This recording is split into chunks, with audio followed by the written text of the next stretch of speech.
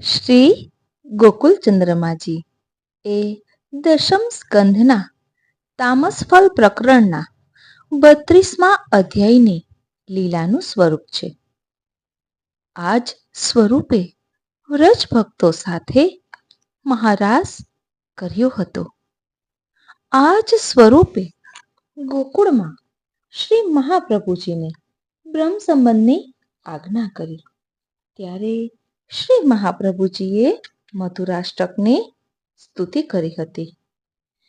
તેથી આપ શ્રી ગોકુલચંદ્રમાજી કહેવાય છે. આપનો વર્ણ શ્યામ, ચરણ, કટી અને ગ્રીવાની ત્રિભંગી હોવાથી આપ લલિત ત્રિભંગી સ્વરૂપ છે. બે ભુજા દ્વારા વેણુ ધારણ કરી છે. વામ ચરણ સ્થિર છે, જમણો ચરણ ઉન્નત છે. તેની અંગુલીનો સ્પર્શ વામચરણને થાય છે. વામચરણ ભૂતલ પર ધરી પુષ્ટિ પંથના સ્થાપનનું સૂચન કર્યું છે.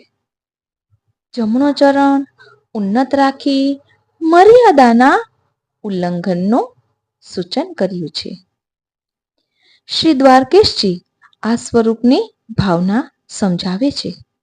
અંગ છબી નિરખત લજિત અનંગે, ચરણ કટી ગ્રીવકો નમિત કર નંદ સુત, દેત રસદાન લલિત ત્રિભંગે, પુષ્ટિપથ થાપી મર્યાદ ઉલ્લંઘ કર ચિહ્ન પ્રકટિત વિવિધ અંગ અંગે, પ્રેમ આસક્તિ સ્નેહ વિવશ વિવિધ પરિવેશ જીએ બેનું સંગે, શ્યામ સુકુમાર તન ચિતવન લલિત આવની પદ લટિક જબ ચલત તબ માન ભંગે, પરમ મોહન દ્વારકેશ પ્રભુ મધુર અતિ ગોકુલાધીશ ઉચ્છલિત તરંગે.